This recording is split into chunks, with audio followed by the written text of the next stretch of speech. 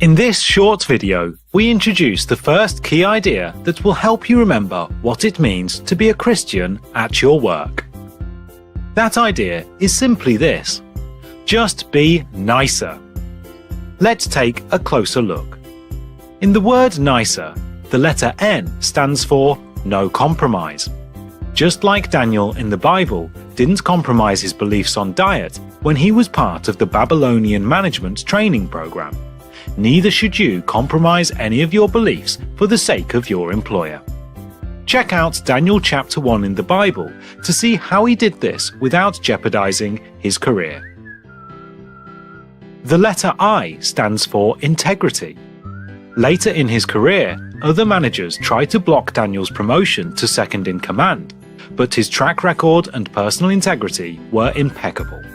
So much so that those jealous competitors worked behind Daniel's back to undermine his reputation and his faith. How about you? How do others see your integrity at your work? Read Daniel chapter 6 to deepen your understanding of integrity. C stands for compassion. And for this, we turn to Jesus Christ himself. Jesus came to establish the kingdom of God. He lived a life of compassion and never missed an opportunity to be compassionate. Jesus taught his followers to do the same.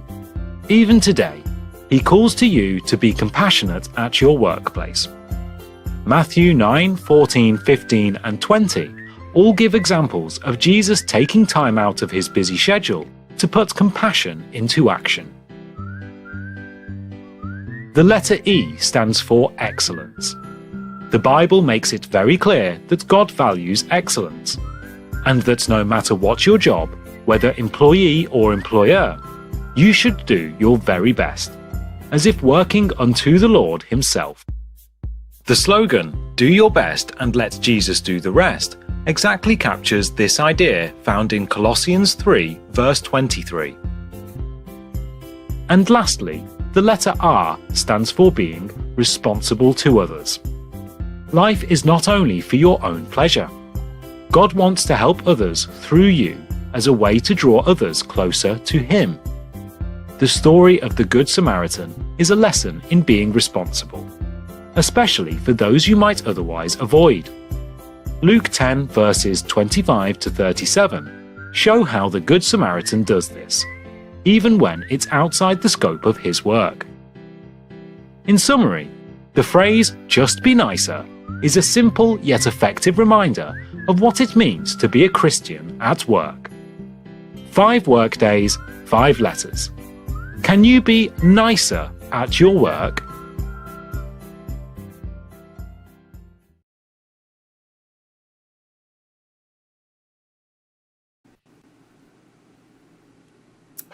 Hello.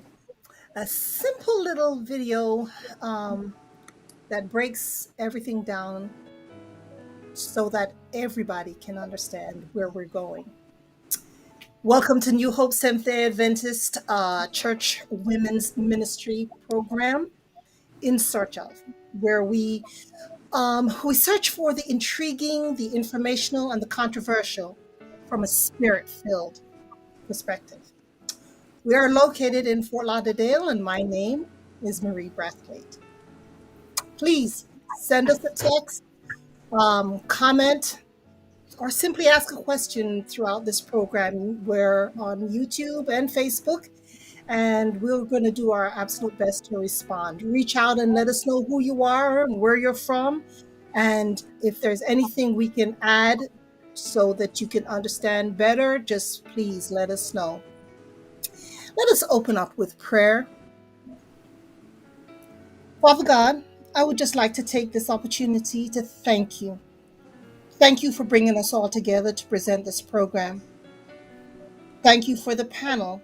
Thank you for our technology team working so diligently behind the scenes. Thank you for this women's ministry, dear God. Please bless this program and all who are watching it and will watch it in the future. Please let it be helpful to someone now or in the future. And I thank you for all these mercies, dear God. Amen. So, as again, welcome, and we're going to get into our topic, which, as the little video referred to, it's Christianity in corporate America. Corporate America. What does that mean, really? Well, according to Career Employer, it is a collection of corporations, and corporations are a company or a group of people authorized to act as a single entity. We have large and we have small corporations in the United States. Now, when I think of a corporation, I think of exotic cars, I think of planes, I think of big homes, suits, and lawyers. I also think of Amazon, American Airlines, and Microsoft. Now, my two guests tonight come from that world, and I am sure they will give me a more comprehensive view of a comprehension of a corporation. Joining me tonight is Debbie Corson. Hi, Debbie, Hello. and Errol Gayle. Now, Hello. Debbie is a creative conceptor and brand strategist who has worked in corporate America for 20 or more years. She uses storytelling to build and market brands and believes that delving into the details while remaining focused on the big picture is vital. As a servant leader, she inspires and grows individuals and teams to stretch their imaginations and talents to realize their best achievements. Debbie is a proud mother and grandmother who always puts family first. She's in the beginning stages of co-authoring her first book. Good luck, Debbie. Thank you. Her personal philosophy is to be bold and brave, to take chances, give generously, laugh, love, live. Live passionately and purposely in the moment. Errol Gale is the proud son of the soon coming king. He uses the skills God has afforded him to the best of his ability while serving as an elder of the New Hope Seventh day Adventist Church. And I can attest that he does use his skills in God's work. Those same skills have enabled him to become a business development director of a Miami based technology driven corporation. He has worked in corporate America for more than 15 years. Earl is a people person. Yes, he is. He loves to laugh. Yes, he does. And work with people from all backgrounds. He believes in getting the job done and done well. His lifetime mantra is a passion for excellence. There you go. Those are my two panelists, and I just want to thank them both for being here with us tonight. When I was researching this topic, here are a few stats that I found. Over the years, countless studies have shown and continue to show that corporate America has made little progress in improving women's representation. Women are underrepresented, always lagging behind white males. Black individuals make up 13% of the US population, but account for only 8% of employees in professional roles. Black professionals hold only 3.2% of all executive or senior leadership roles. Now, keeping that in mind, let me get to some of the things I'd like to find out. First of all, um, Debbie and Errol, where are your big cars, your fancy suits, and where do you live, by the way? I live in a 2-bedroom apartment, so So much for my there's a ideas Honda out in the parking view. lot. So I'm never going to even answer that because I don't relate to that world. That was my idealistic views of Big corporate America, houses, and yes, that's not the cars, reality. jets. All right. Okay, Okay. with those with those stats corporations are that what I we call just, top heavy, right? I'm sorry. Right. Exactly. Corporations are what we call top heavy. So Mhm. the Exactly. executives make a good amount of money, and everybody below them makes less than they should.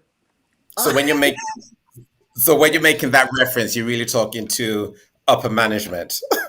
When you're talking big Exactly. cars, Yeah, jets, big and cars houses. and homes and Yeah, jets. when I Yeah. grow up, maybe one day, but that has not come yet. Fair enough. I will adjust my views and my Please. idea of what corporate Thank America you. is. A little dose of reality there. That's all. Yes, Yes, just a little. big dose. But one can dream. Yes. I hear you. Okay, so with the stats that I just read, seriously, um, what made you decide to go into corporate America, Debbie? You know, as a woman, knowing that it's primarily a man's world. Well, I went through college in the 80s, dating myself, but and there was a lot of feminist things going on campus that I got to experience. And one of the things I remember going to a panel, not really unlike this one, discussion with PR professionals. And there was only one woman on the panel, and she was poised, intelligent, and just very sophisticated and professional. She carried herself very well, and it really inspired me. But at the same time, by the end of the panel, I realized that PR had a feel to it that was not me. It's very cutthroat. PR is a very cutthroat profession. You have to do a lot of whining and dining and schmoozing, and I'm not that person. So I kept on my journalism track. And I just happened to fall into corporate America at a later point. But yeah, it had that appeal to me. Like I wanted to. My mother raised me to be this woman that could do anything. That I could be a great mom, and I could be a wonderful professional. And I believed it. I believed it. I didn't have any reason not to believe it until I started working. And that was a dose of reality. That was a little bit, yeah, that was a little bit of an eye opener. Yeah. Errol, what about you? I mean, a Uh, black man in a white man's world, let's face it. right. Yeah. It wasn't an intentional decision. Um, when I was at school, when I was in England, when it came to that time where you had to start kind of homing in terms of what kind of a career you were going to do, I did a whole host of like questionnaires and surveys, and based on how you answer the question, it would pretty much narrow down, you know, what profession would fit those skill sets, so to speak. And it always turned out that marketing was always kind of, within the top five. And when I did more research into it, it kind of went more along with my personality. I like to write, I like to be creative. I'm a people's person, like to get the job done. I like to travel. So traveling on a company's dime was truly an incentive. But I've always liked the elements, the characteristics that constitute marketing. And by virtue of that, it kind of led me into corporate America. So it was more, I kind of chose marketing. And by virtue of going into marketing, it then lent itself for me then to go into corporate America. So going into corporate America wasn't a goal.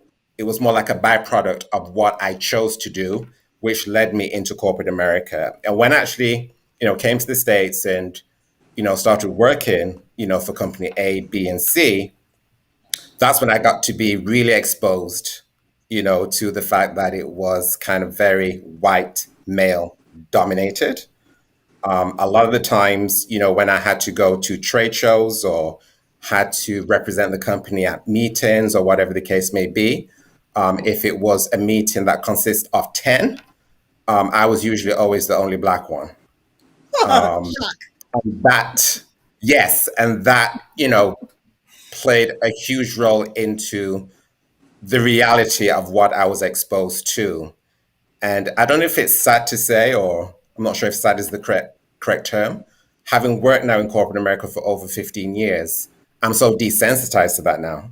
But when I go with the expectation that I'm really going to be truly in the minority. Let me ask you this. Me or Do you Debbie? think you, yes, Okay. I'm speaking to you. Uh-huh. Do you think that because you were raised in England, um, as opposed to coming up through as an American young black boy, Mhm. with all the nuances that goes along with, did that have an effect on your choice, or do you think you would have been that interested in going into marketing if you had been raised here? I know that's kind of vague, but Not really. Not really. I think if I was raised here, I think I would have probably still gone in the same avenue. What I have noticed more so at the beginning of my career, because really my career really started in the US, okay. was the fact that, I do have a very distinctive accent. So an example would be once when I had to go to New York for Company B. And, we had been talking extensively over the phone for about good 4 or 5 months. And I think hearing my accent, I think there was an assumption. So when I got to the office, I am, Debbie, you laugh. When I got to the office, I introduced myself to the assistant and I told her, that I'm here to meet with, Mr. X. And she told Mr. X, she said she'll let Mr. X know that I'm here. But before she could even do that, Mr. X came storming out of his office and said, I'm running late. So, when Mr. Gale gets here, please let him know. I'm sure he's not here right now, but when he gets here, please let him know. And she, for a split second, was a little embarrassed because she said, Mr. Gale is here. And then he looked and his face was a vision. And obviously, he must have assumed, that the voice didn't quite meet the reality of who he was looking at. Mhm. And I just looked him squarely in his face and I just says, yes, I am Mr. Gill. Was you expecting somebody else?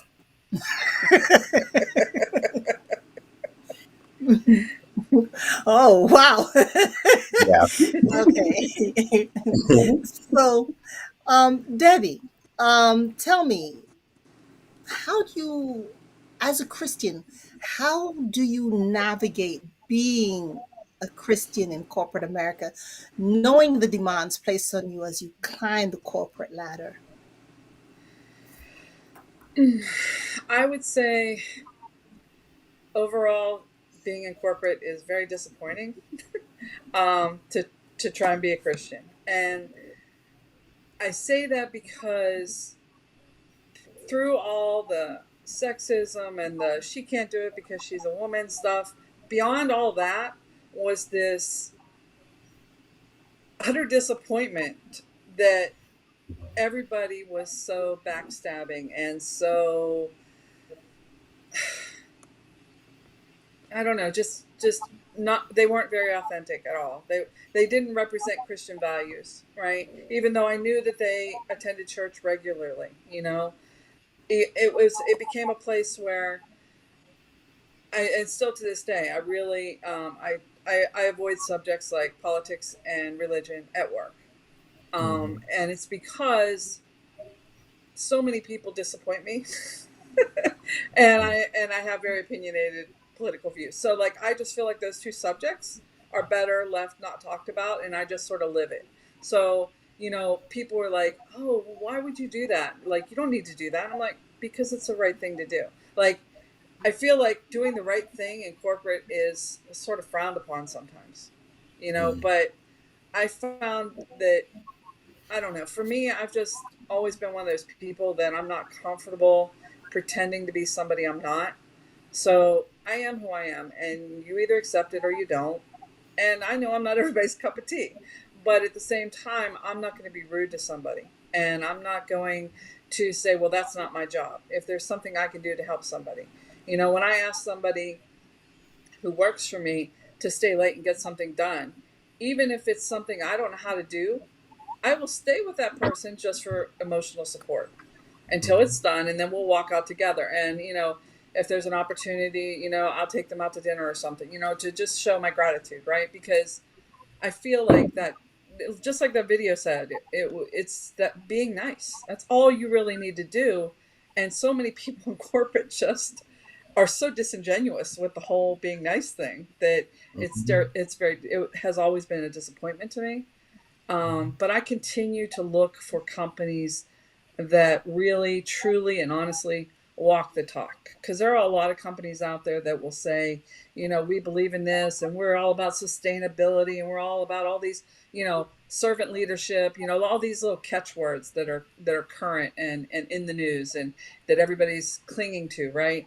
And they say all these things, but when you get there, not so much, So it's one of those things that I just endeavor to find. I know that there are companies out there like that.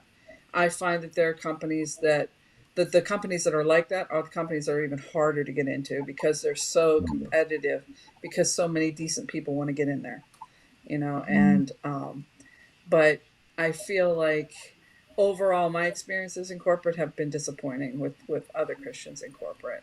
I can say that Errol's probably one of a handful of people that I've met in corporate that were decent Christians. They walk the talk. They, help other people when they don't have to help other people just because it's the right thing to do and because they're kind. They're a kind person. I feel like that's been the hardest part for me, is to realize that not everybody's as kind as you think they are. Right. That has been the hard part, I think. And it feels like the higher you go, the more disingenuous people become, which is also one of the things I really strive to be as a leader. Is I really try to stay grounded, right, and to be that person that I remember. I had a woman boss, and she told me when she promoted me to manager. First of all, she thought that was a big deal, and I had already been a manager before at another company. And she sent me off to management class, which was insulting to my intelligence. But I went anyway. I took the free days, whatever. And I went to her management classes, and I realized after that she had learned everything she knew about management at a management class and knew nothing about leadership, right? And she told me after she gave me that promotion, she's like, you got to stop eating lunch with everybody in the department. And I'm like, why? She's like, they report into you. You shouldn't have lunch with people that report into you. That just doesn't set a good example. And I'm like, well, that's not how I see it. I don't believe that's true. I think it's important to be accessible and to be real with the people that I work with and that I depend on to help get work done. And she's like, well, that's not the way it's done. I said, well, that's not the way you do it, but it's my way. And she didn't really like it, but she didn't say anymore. She didn't give me grief about it ever again. But she would kind of raise an eyebrow when she'd walk by and see me having lunch with them. But that was about as far as it ever went. I let it roll off because it wasn't worth the argument. But I let her know where I stood, and she seemed to respect it one way or another, I guess. All right. So it speaks directly to the little video we did. You mentioned a lot of things that was in that video that you spoke to. Yeah, that video was very, very true. in my experience anyway. So yeah. So Errol, how about you? Because I know you're still young, and I'm sure you want to be able to climb that corporate ladder and get to the fancy suits. How are you navigating? You know, and I hear Debbie saying that in essence you kind of was one of the few that did emulate the Christian in corporate America. So tell me about your experience as you try to go further up. Well, the compliment that Debbie extended to me, I can definitely extend it back to Debbie. Um, She definitely walked the walk, and I think that's one of the reasons why we got on so well and have remained friends for all these years. My experience in corporate America is a little different to Debbie's. I found my experiences quite rewarding, to be very honest with you. I've been able to establish some really solid friendships. There is a disproportionate amount. I don't mean to be stereotypical, but there is a disproportionate amount of people in corporate America that are very insincere, very fake, very pretentious. But my mindset has always been I'm there to do a job. I'm not there to kind of make friends. But over the years, one of the things that I have learned, and it's basically a policy of mine, is that when I am negotiating for the position, you go back and forth, and negotiate certain, aspects, before you actually accept the offer. Just before you get to the point where you say, okay, I'm going to take the job or I officially accept your offer. What I have done is that before we get to that dotted line, I always say, to manage expectations, I always say that as a Christian, there are certain things that I will not be able to do, nor will do. And one of them is to engage or participate in any work related activity from Sunset Friday to Sunset Saturday. And if you are okay with that, then we have a deal. And I reserve that to the very end, because I want to demonstrate my worth, my value, my God-given worth, my God-given value. Because one of the things, that compels me to do what I do is that the skill sets that I have that afford me to work in corporate America, God gave me those skill sets. Okay? God was the one that gave me them. And that's one of the ways that I will always honor him, and I will never, ever negotiate or water down that. That's just something that for me is non-negotiable.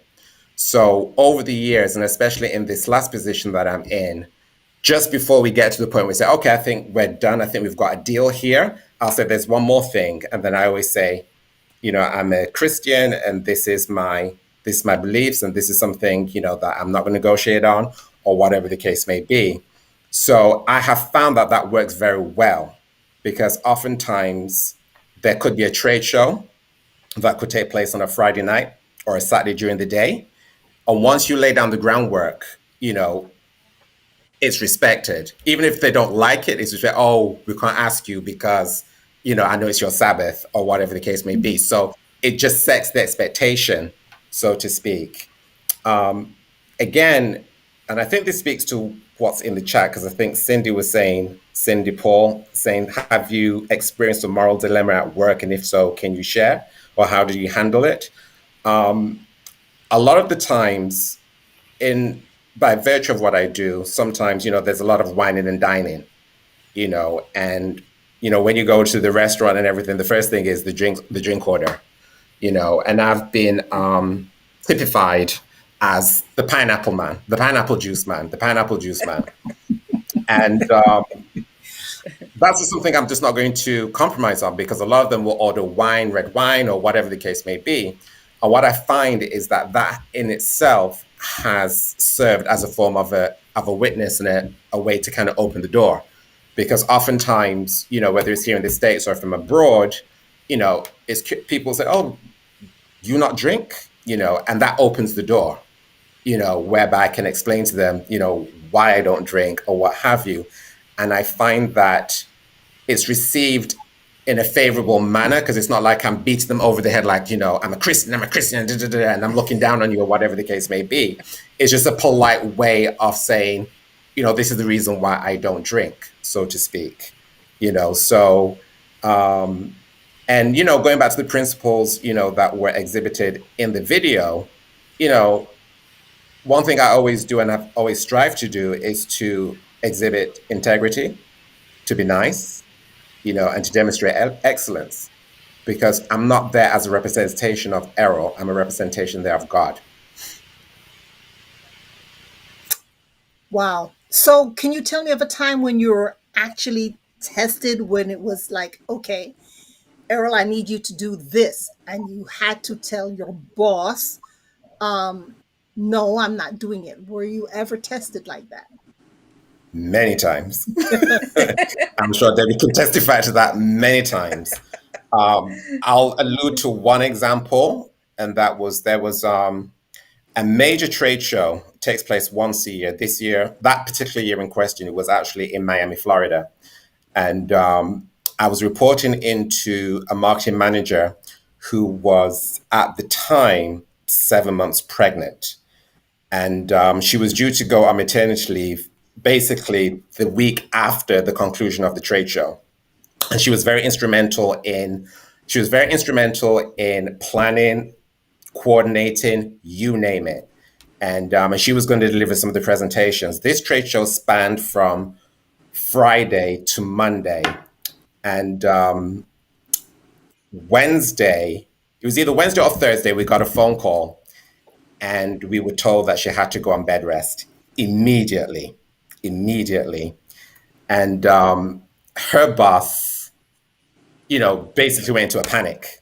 And he's looking at the schedule and he's like, oh, she's down to do the presentation, Saturday afternoon. So I heard him over the phone say, okay, Errol will do it. Errol will do it. I'll just put Errol in there. And in my head, I'm thinking, I don't think so. So anyway, he called me to his office and he goes, well, this situation that with, her being on maternity leave has really put us in a bind. So I've allocated you to do the presentation at Miami Beach at 2:00 on Saturday afternoon.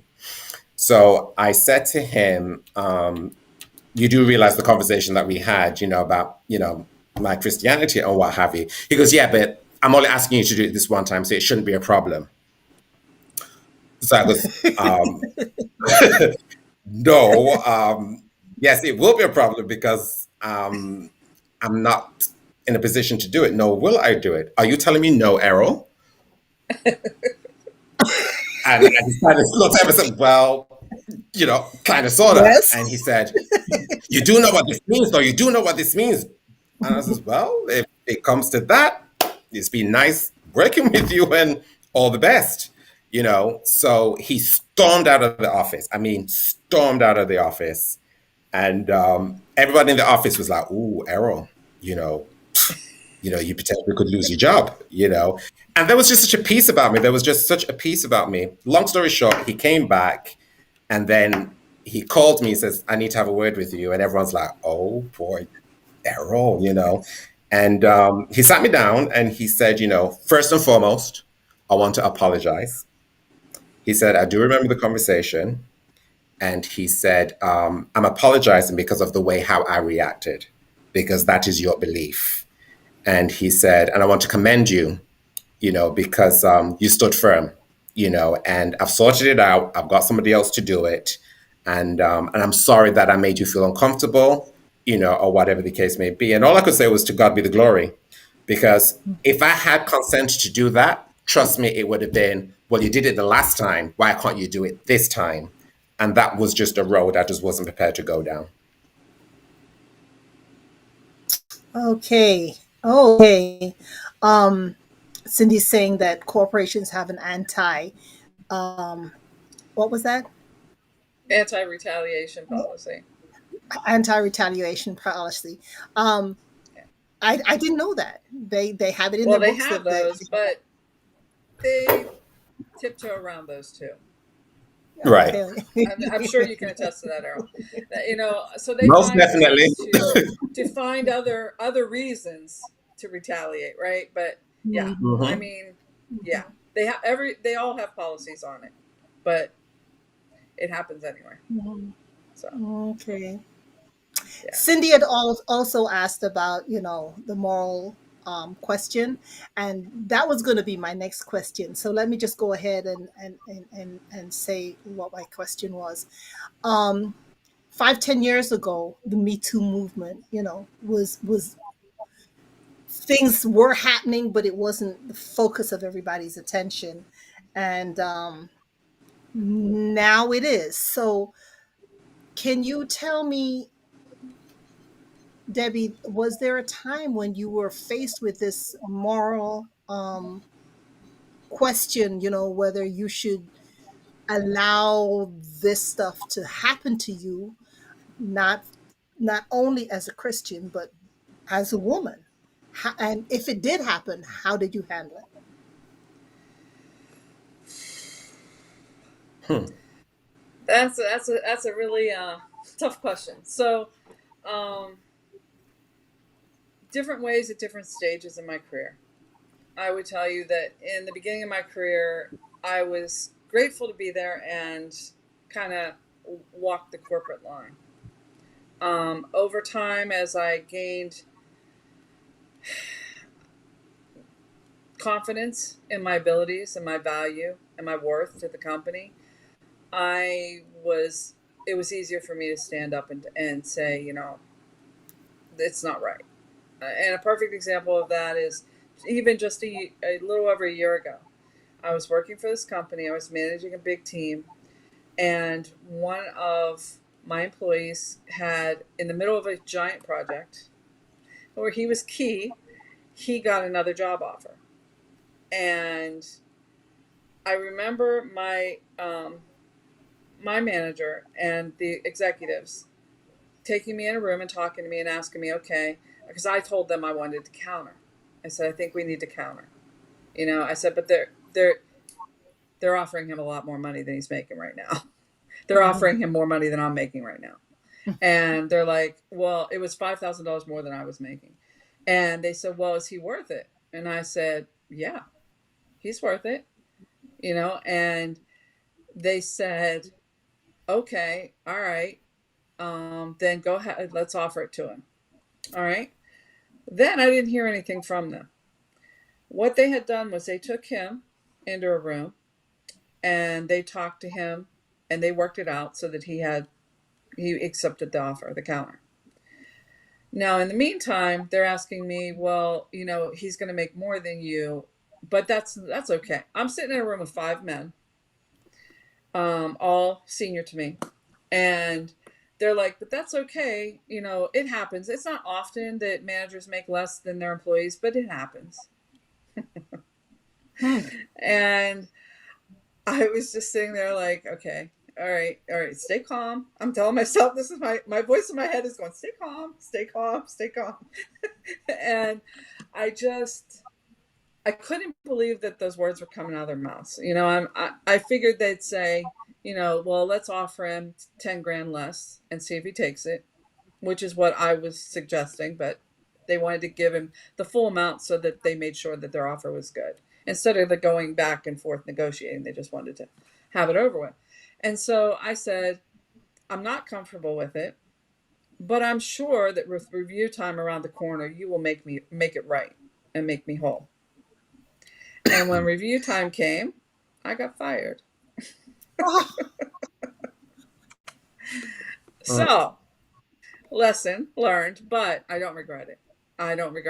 It was unconscionable in my mind that they would think that he was more. And when they replaced me, they replaced it with a more senior level, and I know that person's making a good $25,000 more than I was making.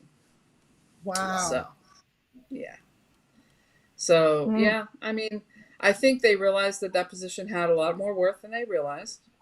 And I think that because I was a woman, they thought that was okay. And that, he was a white male, and that was okay.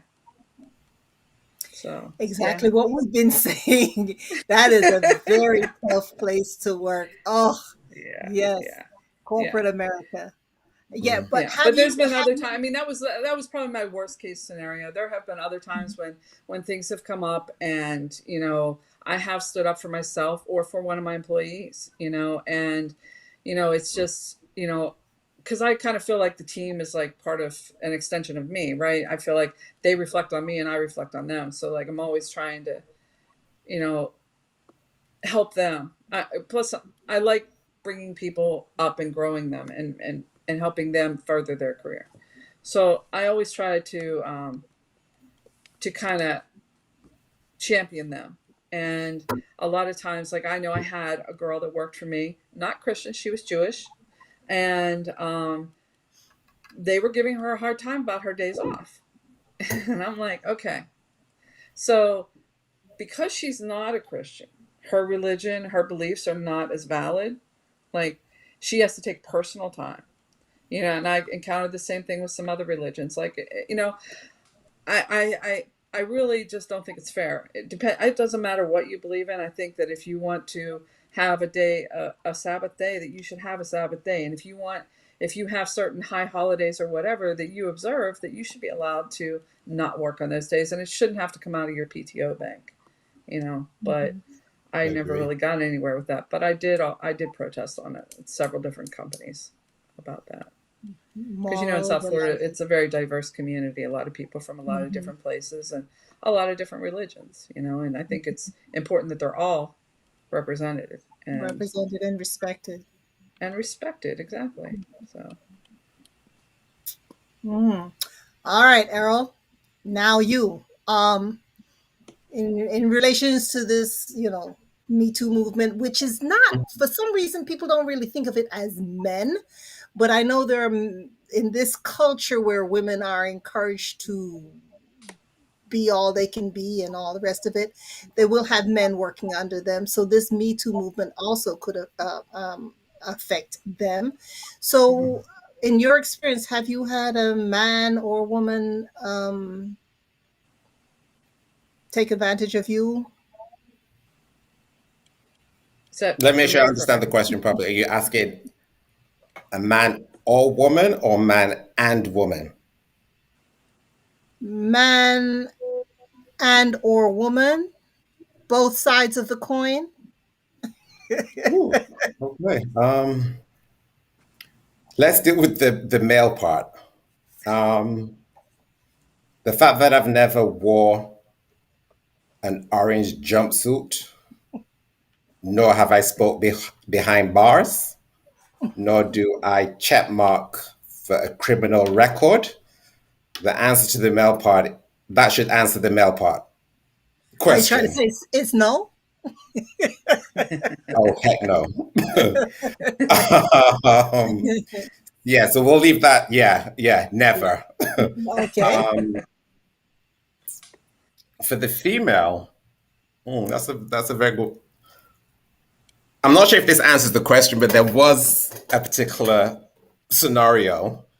I was at a trade show and working for Company C, and a lady came to the booth, and two of my other counterparts were engaging other customers. So I was the only one available at that time. So I approached her and I said to her, welcome to the booth. What are you interested in? How can I help you? And she said in an inside voice, she deliberately lowered her voice and looked me squarely in my face and said, I have no interest in the company, but I do have an interest in you.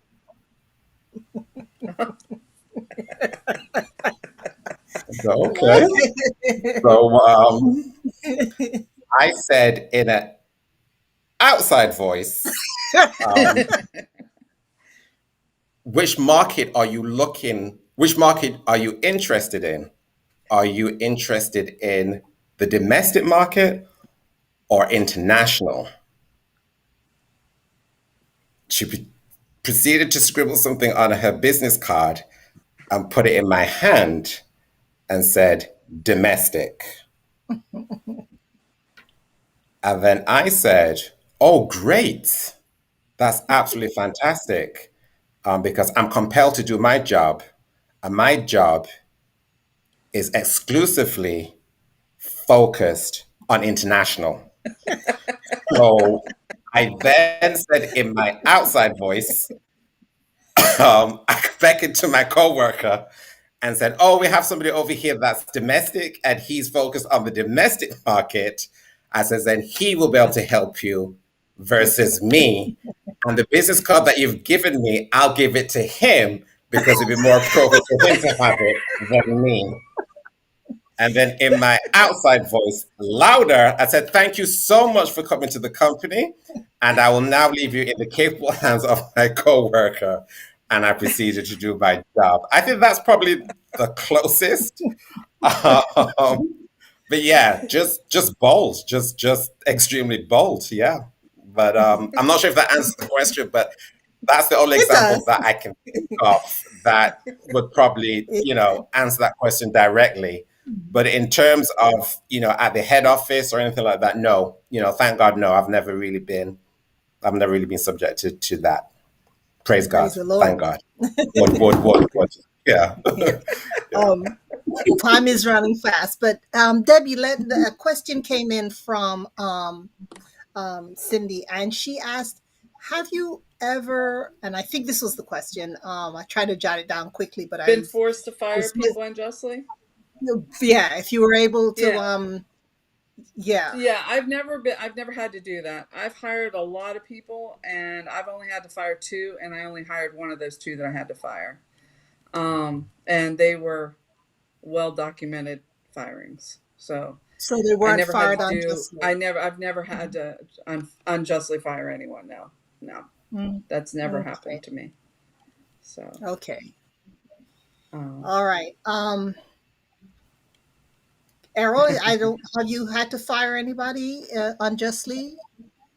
No. Mm-mm. No. No. Okay. All right.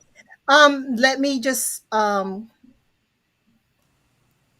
ask the both of you. Either one can start off. It really doesn't matter. Mhm. What advice would you offer a Christian fresh out of university and contemplating a career in corporate America? Because if it's, I mean, Debbie, you were very explicit about the fact that, it's not the best environment to be in, and it's probably be very Mhm. difficult for a young, untried Christian to right. really understand the nuances of what goes on, and that's why I'm glad I could have the two of you on. That gives them some examples of what you have to go through in corporate America. So I would just say, like, hold fast to your beliefs, keep them Mhm. close, and don't ever lose sight of them. And remember that even though you feel alone sometimes, that God's walking with you, and you've always got that. amen. That would Amen. be the best advice I could say. You know, Um, just Okay, Errol. the best advice I would give, I mean, back when I started versus where it is now, it's even harsher to me now than it was when I started, 15 years ago. But most importantly, remember who you're representing. You're representing the King, and it doesn't mean that you have to go in there with the Bible and be, oh, come over here for a Bible study. I need to tell you about, what have you. Let your actions denote who you are and Hmm. exactly whom you represent. Um, if you are exemplifying the character of Christ, you're going to be honest. You're going to display integrity. You're going to be nice. You are going to be humble. There are times, that, and I know Debbie can definitely attest to this, whereby you will find yourself in situations where, for the lack of a better phrase, you want to go off. You really want to go right. off. Sure. Hmm. But there's a way to conduct yourself in a way that's palatable, in a way that's respectful.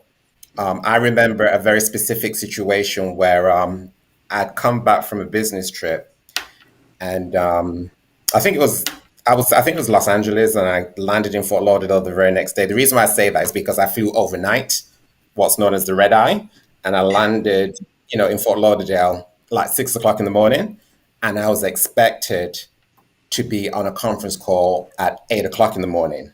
Again, the demands of corporate America. Long story short, there was a project that was taking place, and I think my manager at the time, or I should say, who I was reporting to, she was the VP. She just conducted herself very inappropriately toward me on the call, to the point where she was yelling, screaming, And, people were texting me like saying, what is wrong with her? What is wrong with her? Now, the old Errol would have gone off. But when you are, mature and you're experienced, I just took it. It was hard.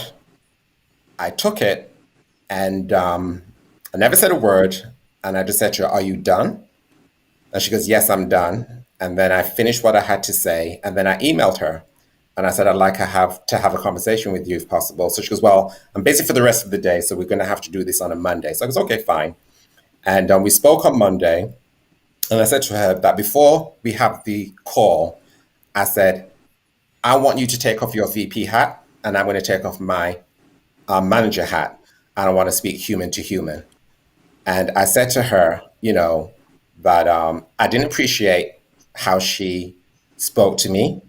I didn't appreciate how she conducted herself to me. And I said, I thought it was very disrespectful. And I said, although you are the VP and although I am a manager, I just want you to know that I'm not going to tolerate that. It's unacceptable. There are so many different ways you could have approached me about the project. And it turned out that what she was yelling and screaming about me at had nothing to do with me. It was somebody else. And, when I look back, we had a review, I think 3 months thereafter, and she actually said that her respect toward me increased twofold because of the way how I handled that situation. Because I felt that it didn't make sense for me to kind of meet her at her decibel because that wouldn't have gotten us anywhere. No. So I think you have to really be confident in who you are, who you represent, conduct yourself with integrity, and don't be afraid to stand up for yourself and never, ever compromise who you are on what you believe in and whom you believe in to conform to corporate America. All right. We're running out of time quickly. Cindy said we need more Daniels in the workplace, and I think that Errol, that story you just told just emulates everything that video was saying. We're running short on time, so let's just try and wrap this up. Thank everyone that made a comment, sent a question. We really appreciate that.